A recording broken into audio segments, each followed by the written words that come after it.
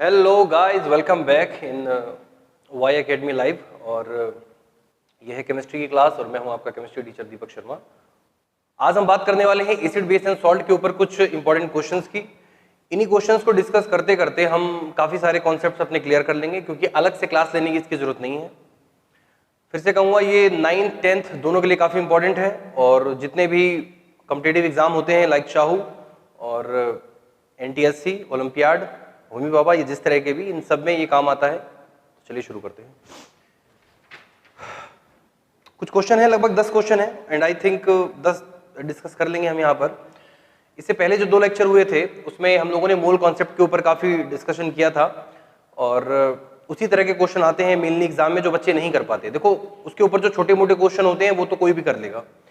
Same यही हाल यहाँ पर भी है। यहाँ पर भी कुछ ऐसे क्वेश्चन है जो थोड़े बहुत कंफ्यूजिंग होंगे और पीएच वैल्यू के ऊपर भी बेस्ड कुछ क्वेश्चन होंगे जो मैंने देखा है कि मोस्टली लोग नहीं कर पाते जिनको, क्योंकि ना स्टेट बोर्ड के सिलेबस में पीएच वैल्यू के ऊपर बेस्ड न्यूमेरिकल्स होते हैं, ना ही सीबीएसई बोर्ड में है, लेकिन आईसीएसई बोर्ड में देखने को मिलते हैं। और भी कुछ 10 तक की कुछ अच्छी बुक्स जो होती हैं, सिंगेज हो गई या और भी कोई अच्छे पब्लिकेशंस की, पियर्सन वगैरह, तो उनमें इसके क्वेश्चन देखने को मिलते हैं। तो वही हम यहाँ पे करने वाले हैं और जो कॉन्सेप्ट्स आपके होंगे जरूरी वो हम यहाँ पे क्लियर करेंगे।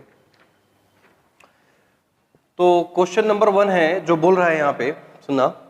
What happens when solution of an acid is mixed with a solution of base in a test tube. बहुत सिंपल सी बात है कि एसिड के एक सोल्यूशन को मिक्स कर दिया है बेस के एक सोल्यूशन में, बस कह रहा है तो इससे होगा क्या।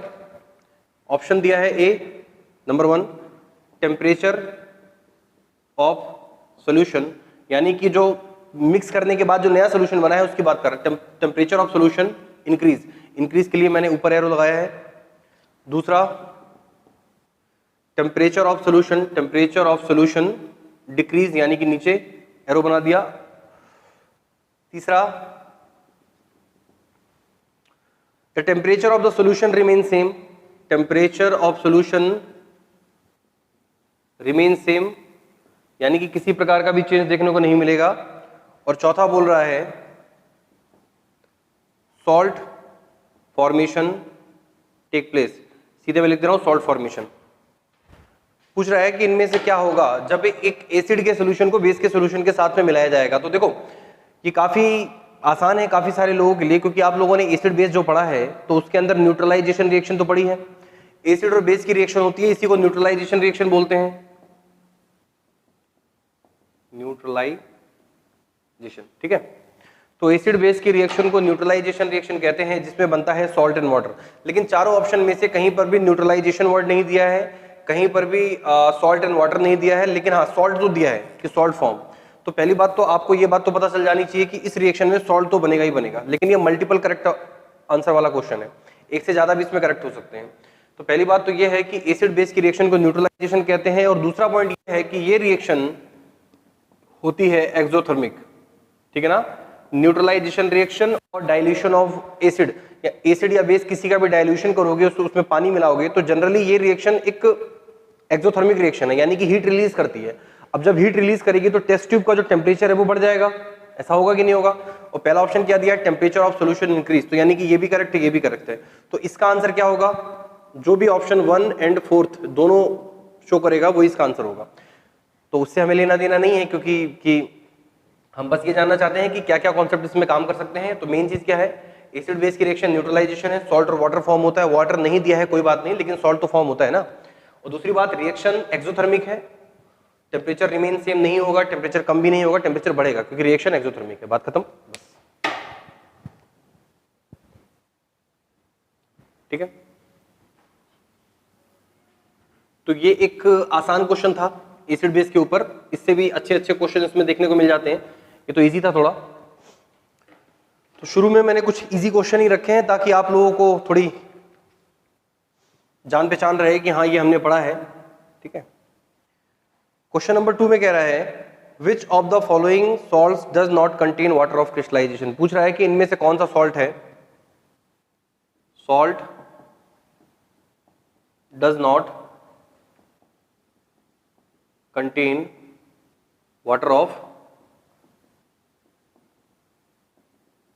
क्रिस्टलाइजेशन। तो वाटर ऑफ क्रिस्टलाइजेशन क्या होता है ये आप लोगों को पता होगा। खैर मैं पहले ऑप्शन लिख दूं, उसके बाद इसके बारे में बात की जाएगी। पहला है blue vitriol, B baking soda, सी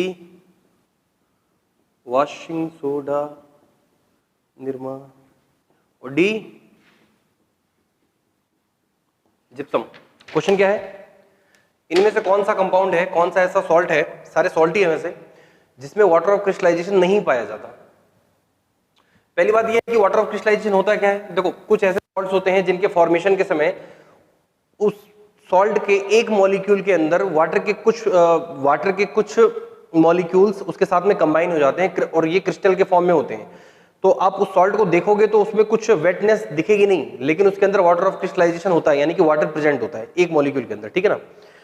और जब उसको हीट किया जाएगा सॉल्ट को, तो वो वाटर ऑफ क्रिस्टलाइजेशन उसमें से अलग हो जाता है, और उसकी वजह से क्या होता है कि अगर वो सॉल्ट कलरफुल है, जैसे ब्लू विट्रॉल ब्लू कलर का होता है, तो जब इसको हीट किया जाएगा तो इसके अंदर से वाटर ऑफ क्रिस्टलाइजेशन बाहर हो जाता है और तब उसका कलर हो जाता है व्हाइट। तो जनरली ऐसा भी देखने को मिलता है कि जब किसी वाटर ऑफ क्रिस्टलाइजेशन यानी कि क्रिस्टलाइन सॉल्ट में वाटर जो प्रेजेंट होता है और अगर हीट करने पे वो निकल जाता है, तो उसका जो कलर है वो कलर भी उसका खत्म हो जाता है। तो ये भी देखने को मिलता है।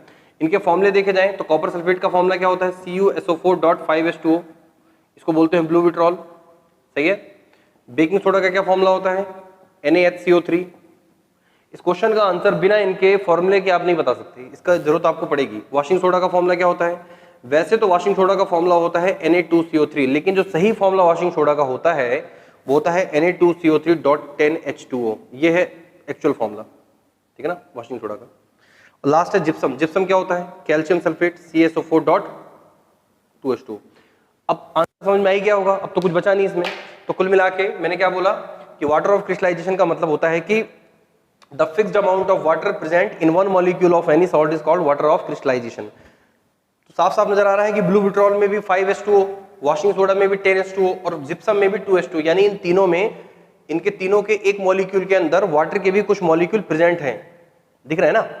लेकिन बेकिंग सोडा में किसी भी प्रकार का वाटर ऑफ क्रिस्टलाइजेशन नजर नहीं आ रहा। तो इसका आंसर क्या होगा, बेकिंग सोडा। यानी बेकिंग सोडा एक नॉन हाइड्रेटेड सॉल्ट है। हाँ, एक बात और समझ लो, जिनमें वाटर ऑफ क्रिस्टलाइजेशन प्रेजेंट होता है, जिन सॉल्ट में वाटर ऑफ क्रिस्टलाइजेशन प्रेजेंट होता है, ऐसे सॉल्ट्स को हाइड्रेटेड सॉल्ट कहते हैं। कौन सा सॉल्ट, हाइड्रेटेड सॉल्ट। तो ये क्वेश्चन ऐसे भी पूछा जा सकता है, तो दोनों तरह से पता होना चाहिए कि हाइड्रेटेड सॉल्ट भी यही है जिनमें वाटर ऑफ क्रिस्टलाइजेशन है, बाकी बेकिंग सोडा में नहीं पाया जाता। इसके अलावा और कौन कौन से हैं, ब्लू विट्रॉल के अलावा एक होता है ग्रीन विट्रॉल, FeSO4.7H2O, एक होता है व्हाइट विट्रॉल, ठीक है ना, जिंक सल्फेट को बोलते हैं, और एलम जिसे बोलते हैं, एलम मतलब वही एलम, टूटी बोलते हैं यहाँ पे उसको, ठीक है। तो ये हो गया। तो ये भी एक आसान क्वेश्चन था, ये भी काफी सारे लोगों को इसके बारे में आइडिया होगा। तो देखो क्वेश्चन ऐसे ही आते हैं, ठीक है ना, एग्जाम में क्वेश्चन ऐसे ही आते हैं, कोई बहुत ज्यादा भारी भरकम क्वेश्चन नहीं देते वो। तीसरा क्वेश्चन अच्छा है, एक बोला है identify the correct representation of reaction occurring during क्लोर alkali process. तो सीधा मैं नाम लिख देता हूं, क्लोर अल्कली प्रोसेस। 4 रिएक्शन दी हुई है ABCD करके, और चारों में बताना है कि क्लोर अल्कली प्रोसेस इनमें से कौन सा है। यह है क्वेश्चन, ऑप्शन ए।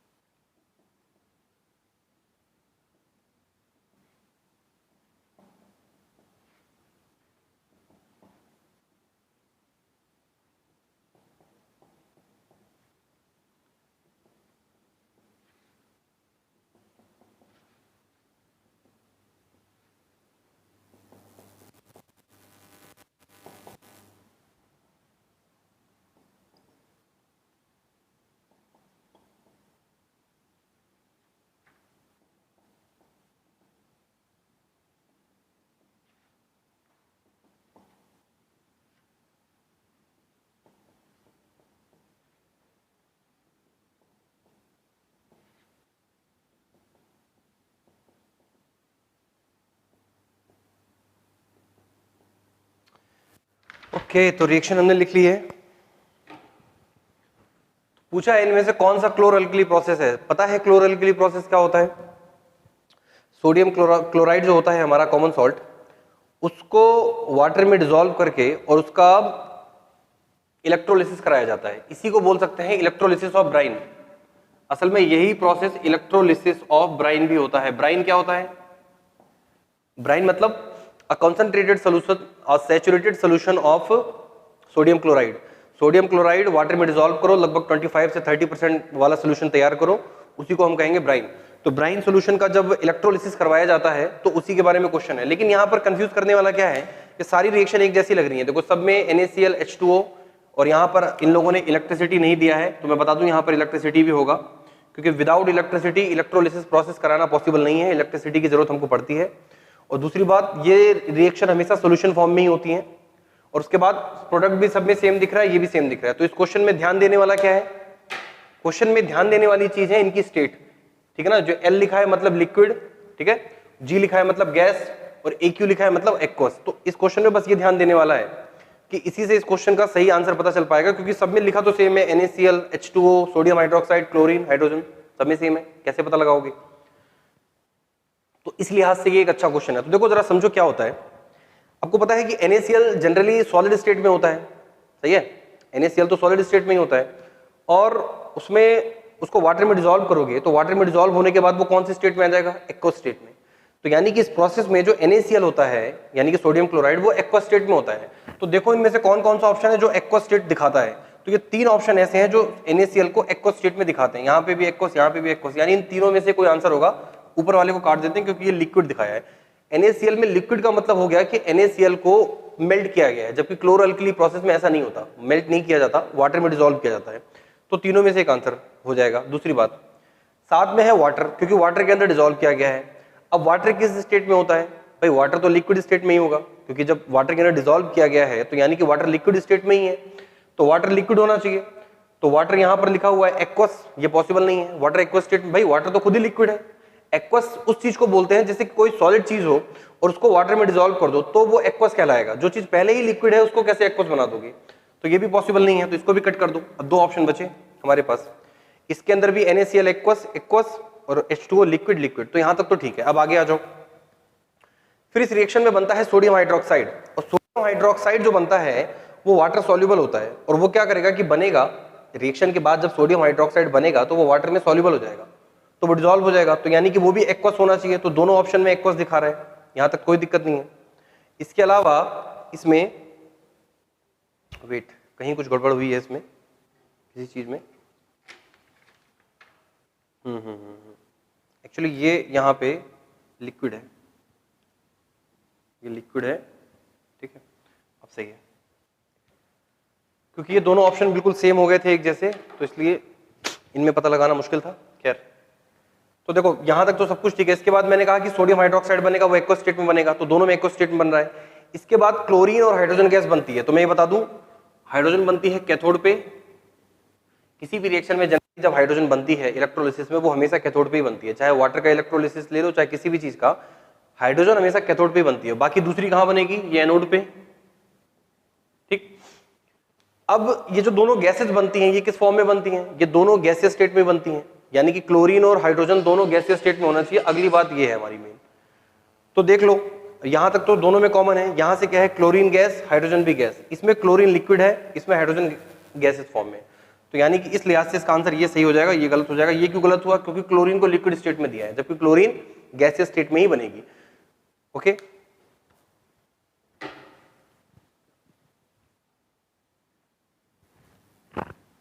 तो ये क्वेश्चन था क्लोर अल्कली प्रोसेस के ऊपर बेस्ड, या फिर ये भी कह सकते हैं कि ये क्वेश्चन इलेक्ट्रोलिसिस ऑफ ब्राइन या इलेक्ट्रोलिसिस ऑफ NaCl के ऊपर बेस्ड था। अब ध्यान रखिए कि रिएक्शन क्या होती है, क्या क्या बनता है।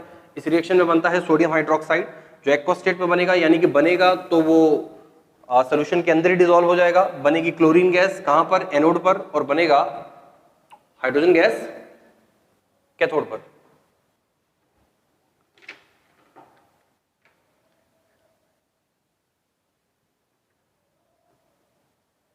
क्वेश्चन नंबर 4 अच्छा है, ट्रिकी है, जल्दबाजी में गलती होने के बहुत चांसेस में। पूछ रहा है which solution will be the strongly acidic, strongest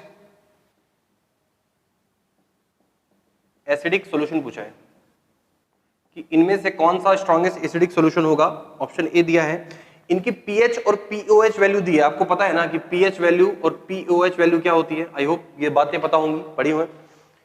तो पहले में दे रखा है ए में, जब पीओएच कितना हो 4.5, बी में दिया है पीओएच हो 14, सी में दिया है पीएच 0 और डी दे रखा है बोथ बी एंड सी।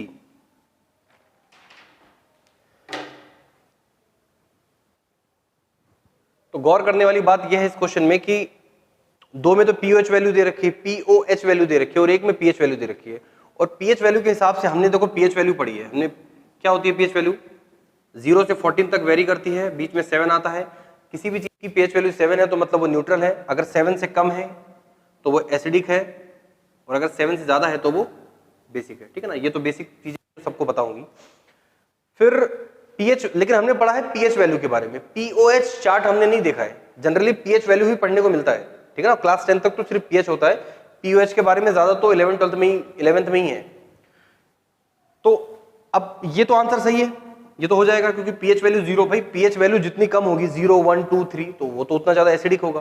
ठीक है, दूसरा इसको देखो यहां पर जो ये है, अब एक में दिया है पीएच 4.5 और एक में दिया है 14 और एक ऑप्शन दे रखा है बी और सी वाला भी। तो इस पे गौर तो करना पड़ेगा कि सी तो है हमें पता है, लेकिन बी भी हो सकता है क्या, ये देखने लायक चीज है। अब यहां पर पीएच वैल्यू नहीं दी है, यहां पे पीओएच वैल्यू दी है। अब समझो, अगर पीएच वैल्यू 14 होती तो ये हाईली बेसिक होता, क्योंकि इधर की साइड में जाने पर बेसिक चीजें होती रहती हैं 7 से ज्यादा, लेकिन पीओएच वैल्यू दी है। अब समझो यहां पे क्या कहानी है इसकी। अब फॉर्मूला तुम लोगों ने पढ़ा होगा कि H+ और OH- का जो कंसंट्रेशन होता है वो 10 की पावर -14 होता है। आ रही बात समझे। अब अगर इसकी पीओएच वैल्यू 10 और 14 दी है, यानी कि कहने का मतलब क्या है कि ये हो गया H+, ठीक है ना, और पीओएच वैल्यू 14 दे रखी है, तो इसका मतलब क्लियर बात है ये कि पीएच वैल्यू, देखो अगर पीएच वैल्यू ज्यादा है तो पीओएच वैल्यू कम हो जाएगी, और अगर पीओएच वैल्यू ज्यादा है तो पीएच वैल्यू कम होगी। ये जस्ट एक दूसरे के जस्ट अपोजिट हो जाएंगे। अब यहां पर मान लो ये दे रखी है 10 की पावर 14 और यहां पर दिया है 10 की पावर -14, ठीक है ना, क्योंकि पीओएच वैल्यू हमको यहां पे दे रखी है। फिर ये जब उधर जाएगा तो इसकी H पॉजिटिव कॉन्सेंट्रेशन की वैल्यू कितनी हो जाएगी 10 की पावर 0, यानी कि कितना हो जाएगा 1। और पीएच वैल्यू 7 से अगर इतना कम है, यानी कि 7 से बहुत ज्यादा कम हो गया, यानी कि 1 या 0 या 1 2, तो कहीं ना कहीं इसने थोड़ा सा फूल बनाने के लिए इस क्वेश्चन में पीओएच वैल्यू दे रखी है। अगर ये पीएच वैल्यू 14 होती तो दिक्कत नहीं होती, लेकिन यहां पर अगर कोई ध्यान ना दे, वो सोचे कि 14 है तो 14 तो मतलब बहुत ज्यादा हो जाएगी, लेकिन जस्ट अपोजिट यहां पर देखा जाएगा।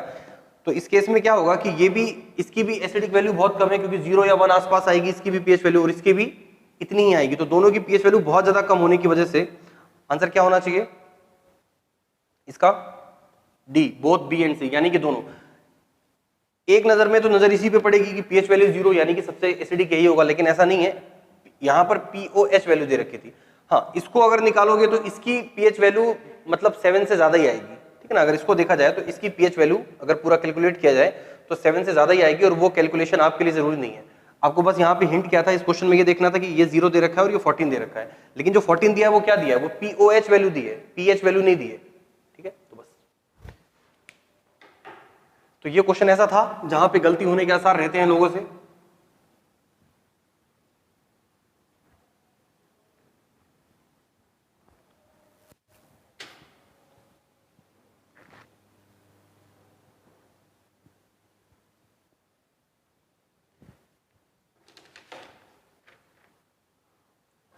क्वेश्चन नंबर 5 सीधा सीधा क्वेश्चन पूछा हुआ है, ऐसे क्वेश्चन आ जाते हैं इसलिए ऐसे क्वेश्चन भी रखे हैं। कह रहा है the pH of carbonated drink,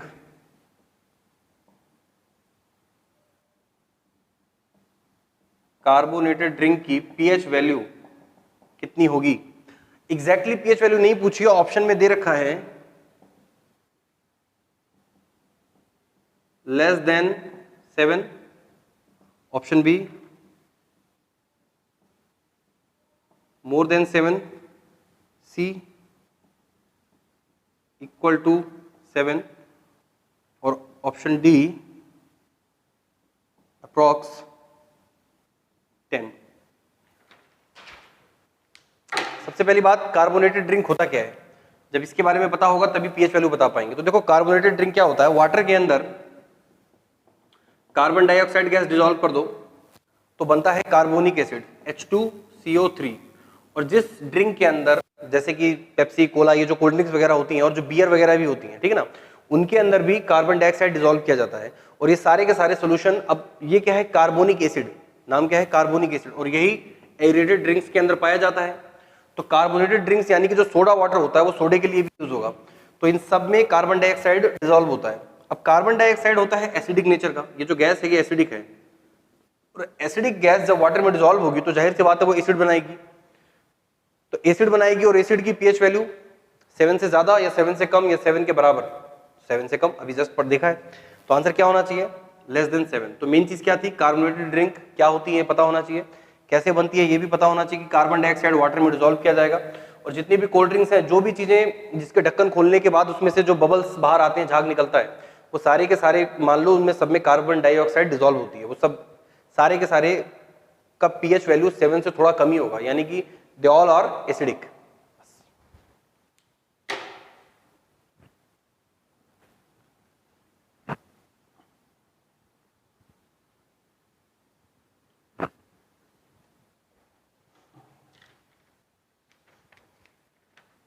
इसके बाद नेक्स्ट क्वेश्चन है, पूछा है what will be the nature of aqueous solution of following salt. कुछ सॉल्ट दिए हैं, पूछा है कि इनका नेचर बताना है, ठीक है ना।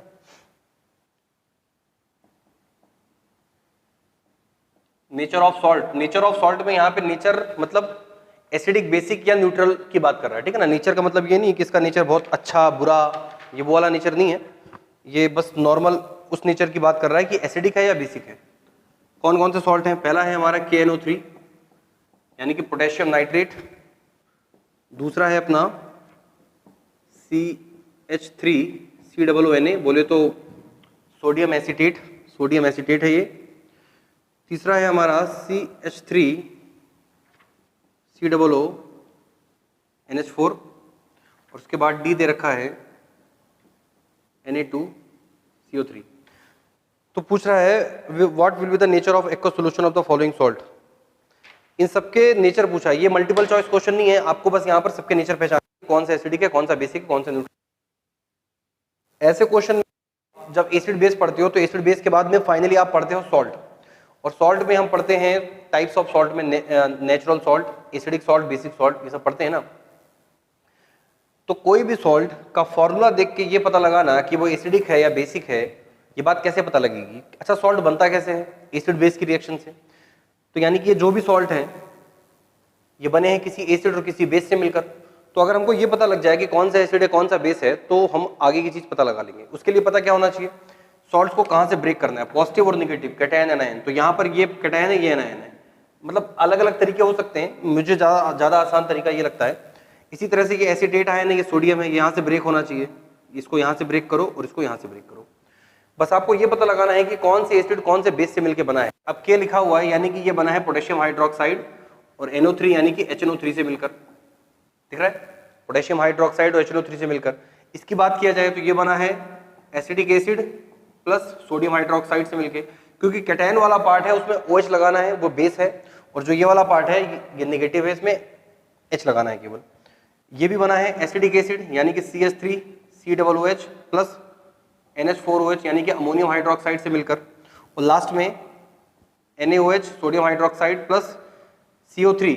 कोई भी कार्बोनेट सॉल्ट हमेशा कार्बोनिक एसिड से बनता है यानी कि H2CO3। अब जिसमें एसिड स्ट्रांग है और बेस वीक है वो acidic salt, base strong acid weak basic salt, दोनों स्ट्रांग न्यूट्रल सॉल्ट, दोनों weak neutral salt, that's it, इतनी ही चीजें हैं।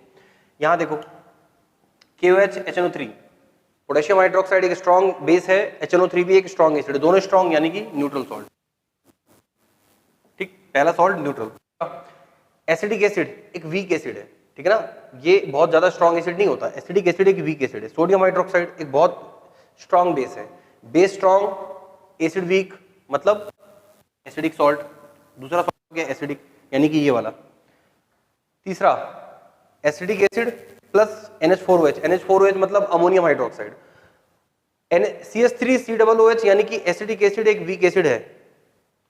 NH4OH यानी कि अमोनियम हाइड्रोक्साइड भी एक वीक बेस है। दोनों वीक हैं। अगर दोनों वीक हैं फिर न्यूट्रल सॉल्ट, तो ये भी न्यूट्रल होगा। और last sodium hydroxide strong acid, H2CO3 weak base, sorry NaOH strong base, H2CO3 weak acid. अभी पढ़ा था कार्बोनिक एसिड। भाई कार्बोनेटेड ड्रिंक्स के अंदर जो एसिड होता है, यानी कि कार्बोनेटेड एसिड जो होते हैं वो स्ट्रॉन्ग थोड़ी होते हैं, वरना फिर कोई पिएगा कैसे भाई। अगर वो बहुत ज्यादा स्ट्रॉन्ग एसिड होते इन कोल्ड ड्रिंक्स वगैरह में तो कोई पी कैसे पाता उसको। तो ये वीक है, ये स्ट्रॉन्ग है, यानी कि कैसा सॉल्ट बनेगा, बेसिक सॉल्ट, क्योंकि स्ट्रॉन्ग है। तो बस यहाँ इस क्वेश्चन में हमको चारों सॉल्ट की प्रवृत्ति बतानी थी कि कौन सा एसिडिक है, कौन सा न्यूट्रल है। तो पहला न्यूट्रल, दूसरा एसिडिक, फिर न्यूट्रल, और ये वाला बेसिक। तो ऐसे क्वेश्चन में यही होता है कि आपको बस सॉल्ट को देख के ये पता लगाना है कि कौन सा एसिड और कौन से बेस से मिलकर बना है। ये पहचान लो क्या दोनों स्ट्रांग हैं, क्या दोनों वीक हैं, ये स्ट्रांग है वो वीक है, वो वीक है ये स्ट्रांग है, जो भी। ये आइडिया लगाने के बाद आगे इस क्वेश्चन में फिर कुछ रह नहीं आता। तो ऐसे क्वेश्चन बहुत बार पूछे गए हैं और अक्सर पूछे जाते हैं।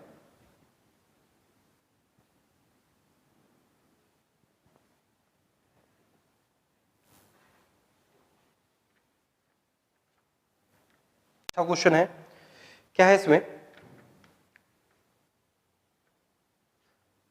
H प्लस आयन कॉन्सेंट्रेशन दे रखा है कुछ चीजों का, कुछ चीजों का H प्लस आयन कॉन्सेंट्रेशन दे रखा है A, B, C। मान लो ABC 3 सोल्यूशन है और उनके H पॉजिटिव आयन कॉन्सेंट्रेशन दे रखे हैं।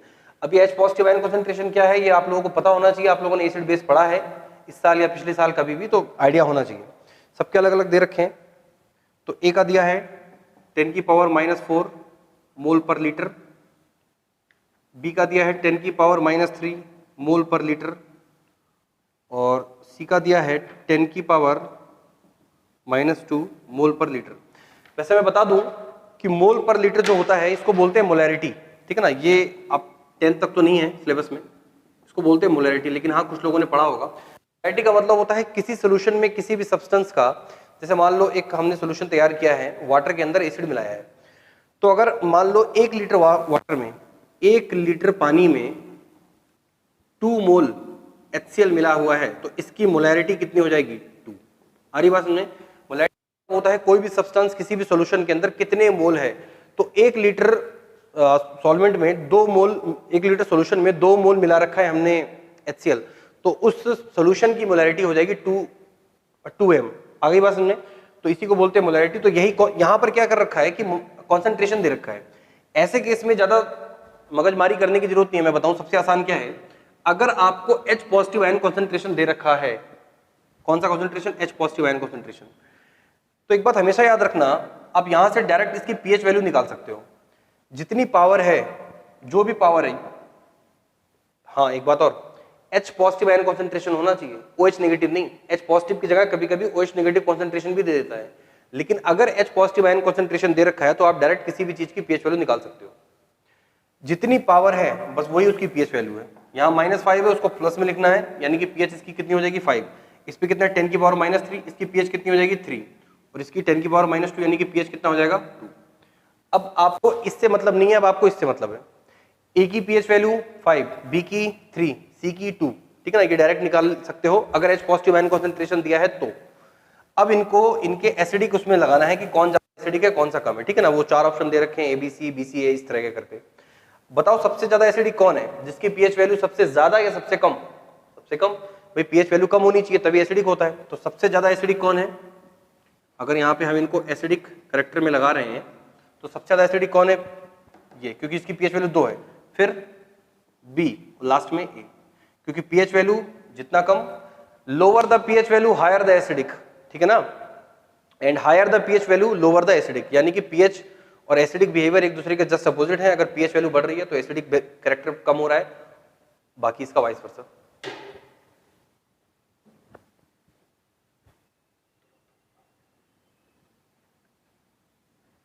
इसके बाद एक क्वेश्चन दिया है, इसमें बेसिक कैरेक्टर पूछा हुआ है, ठीक है ना, 3 दे रखे हैं, इनको इनके बेसिक कैरेक्टर के हिसाब से लगाना है, ऑर्डर ऑफ बेसिक नेचर, हमको इनके बेसिक नेचर के हिसाब से लगाना है। तो ये क्वेश्चन आपने पीरियोडिक टेबल में भी पढ़ा है, लेकिन यहाँ पे इसका ज्यादा अच्छा यूज है। तो 3 दे रखे हैं, ए कैल्शियम हाइड्रोक्साइड, बी दिया है बेरियम हाइड्रोक्साइड, और सी में दिया है स्ट्रोंशियम हाइड्रोक्साइड। ठीक है, बताना है कि कौन ज्यादा बेसिक है और बेसिक ऑर्डर में इनको लगाना है। जो सबसे ज्यादा बेसिक उसे पहले, फिर उससे कम, फिर उससे कम, लास्ट में सबसे कम। सारे के सारे बेस हैं, ये बात तो पता लग रहा है, हाइड्रोक्साइड हाइड्रोक्साइड हाइड्रोक्साइड, और बेस क्या होते हैं, हाइड्रोक्साइड। ठीक, पहला तो हो गया। अब बात कैसे पता लगेगा कि कौन ज्यादा बेसिक है कौन कम बेसिक है? तो देखो समझो, बेस क्या होता है? बेस मतलब मेटल हाइड्रोक्साइड, बेस का मतलब हो गया मेटल हाइड्रोक्साइड। जितना ज्यादा मेटलिक नेचर होगा, जितना ज्यादा मेटलिक कैरेक्टर होगा, उतना अच्छा बेस होगा। तो यहां पर 3 मेटल हैं हमारे, कैल्शियम, बेरियम और स्ट्रोंशियम। क्या आप पहचान सकते हो ये पीरियोडिक टेबल के कौन से ग्रुप के हैं? ये सारे के सेकंड ग्रुप के एलिमेंट हैं। सेकंड ग्रुप क्या होता है? बेटा मांगे कार स्कूटर बाप राजी, अरे बस में इन तीनों में सबसे पहले कौन आता है? कैल्शियम, फिर स्ट्रोंशियम, फिर बेरियम। सबसे ज्यादा मेटलिक कौन है? जो जितना नीचे है, क्योंकि ग्रुप में ऊपर से नीचे आने पे मेटलिक कैरेक्टर बढ़ता है, तो यानी कि सबसे ज्यादा मेटलिक कौन है यहाँ पर? बेरियम, उसके बाद स्ट्रोंशियम और लास्ट में कैल्शियम। तो इसी तरह से इनके हाइड्रोक्साइड भी उसी लिहाज से इसी कैरेक्टर में बेस होंगे। तो देखा जाए तो तीनों में सबसे स्ट्रॉन्ग बेस कौन सा होगा, जिसमें सबसे ज्यादा मेटलिक नेचर होगा? वो कौन सा है? वो है बेरियम हाइड्रोक्साइड। तो सबसे ज्यादा बेसिक नेचर बेरियम हाइड्रोक्साइड का होगा। दूसरे नंबर पे स्ट्रोंशियम हाइड्रोक्साइड का होना चाहिए, और लास्ट में आएगा हमारा कैल्शियम हाइड्रोक्साइड। पढ़ते समय जनरली हम कैल्शियम हाइड्रोक्साइड को ही पढ़ते हैं, क्योंकि स्ट्रोंशियम और बेरियम जनरली हमको देखने को नहीं मिलते, 10 तक की बुक्स में इतना ज्यादा इसके बारे में नहीं है। कैल्शियम हाइड्रोक्साइड, स्लेट लाइम हम पढ़ते रहते हैं, लेकिन यहां पर बेसिक ऑर्डर में लगाना है, तो सबसे ज्यादा बेसिक ये, उससे कम ये, लास्ट में उससे कम। ठीक है,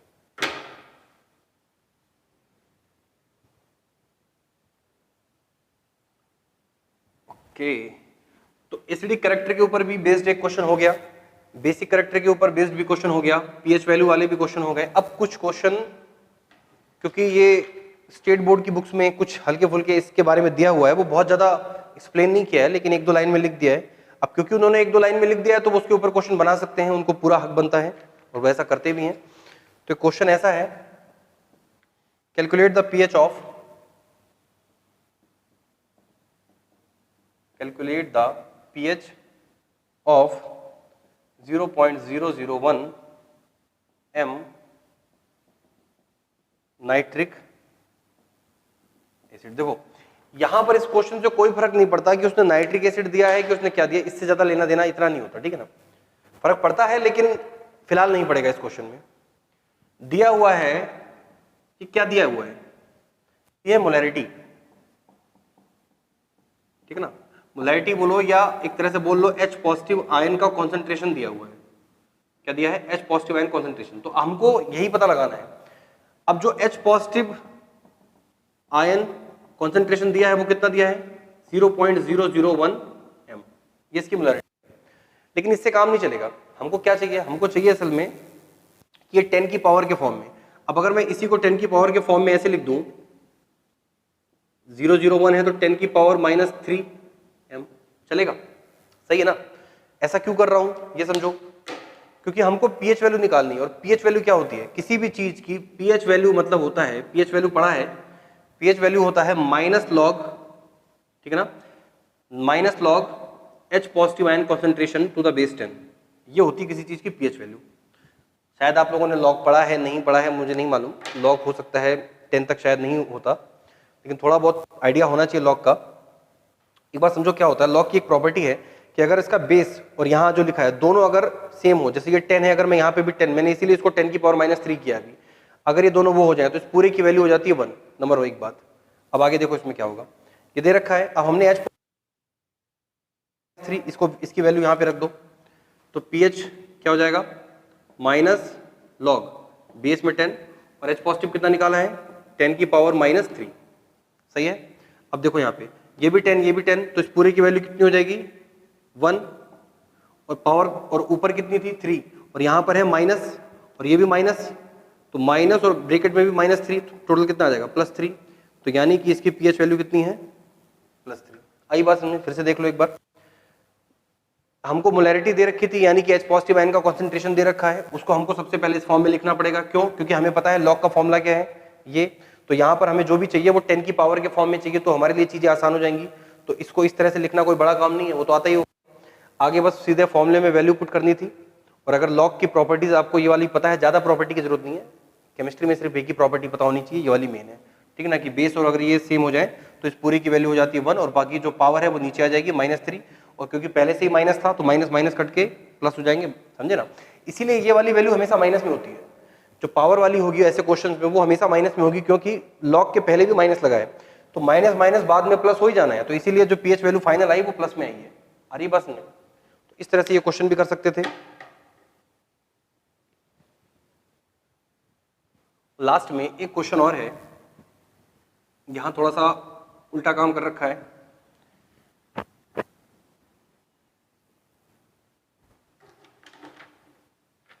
यहां दिया है कैलकुलेट द पीएच ऑफ, यहां पर भी पीएच ही पूछा है, 0.00 m सोडियम हाइड्रोक्साइड सॉल्यूशन, ठीक है ना। यहां पर दिया है बेस, मेन चीज क्या है, यहां पर दिया है बेस, ये एसिड नहीं है, लेकिन इसकी पूछी है पीएच वैल्यू। अब एक बार समझना यहाँ पे, इसमें क्या होगा कि यहां पर आप पीएच वैल्यू नहीं निकालोगे, यहां पर आप निकालोगे पीओएच वैल्यू, इसकी निकालोगे पीओएच वैल्यू। तो इसका कॉन्सेंट्रेशन क्या है 0.001 m, ठीक है। इसी को लिख सकते हैं 10 की पावर -3, ठीक, 10 की पावर -3 m, ये भी चलेगा, यहां तक कोई दिक्कत नहीं है। इसके बाद फाइनली जब वैल्यू निकालोगे, जैसे कि उसके लिए फॉर्मूला क्या है कि मान लो ये हमारी इसकी पीएच वैल्यू नहीं आएगी, अब हमारी इसकी पीओएच वैल्यू यहां से कितनी आ जाएगी, पीओएच वैल्यू इसकी आ जाएगी 3, क्योंकि अभी हमने वो जस्ट इससे पहले भी एक क्वेश्चन किया है, तो मैंने बताया था कि जो पावर होती है वो डायरेक्ट आ जाती है। तो पीओएच वैल्यू तो 3 आ गई, लेकिन हमको पूछा गया है पीएच वैल्यू। तो अगर ये हमको मिल गया है तो उसके आगे क्या करना है, देखो ध्यान से, एक फॉर्मूला होता है pH plus pH equal to 10 की पावर -14, ये होता है 14, और अगर इसी को इस हिसाब से लिखेंगे तो H पॉजिटिव और OH नेगेटिव इक्वल टू 10 की पावर -14, ठीक है ना, 1 × 10 की पावर -14 या कुछ भी ऐसे करके। अब H प्लस तो हमको निकालना है, क्योंकि पीएच वैल्यू के लिए हमें H प्लस चाहिए। OH नेगेटिव का कॉन्सेंट्रेशन हमको दे रखा है 10 की पावर कितना -3, तो -3 कर लो इसको, 10 की पावर -14, बाद में H पॉजिटिव कितना आ जाएगा यहाँ से। तो ये चाहो तो निकालो, चाहे मत निकालो, डायरेक्ट यहाँ से भी कर सकते थे। अब इधर जाने के बाद ये इधर आएगा इसके अपॉन में, तो ऊपर जाएगा तो 10 की पावर -11 फाइनली आएगा, ठीक है ना। तो H पॉजिटिव कितना आ गया 10 की पावर -11। अगर H पॉजिटिव आयन कॉन्सेंट्रेशन दे रखा है 10 की पावर -11, और मैंने बताया था कि H पॉजिटिव आयन कॉन्सेंट्रेशन अगर दे रखा हो इस फॉर्म में 10 की पावर के फॉर्म में, तो जो पावर है वही उसकी पीएच वैल्यू हो जाएगी। तो पीएच वैल्यू हो जाएगी यहाँ से इसकी 11। आगे बात सुनिए।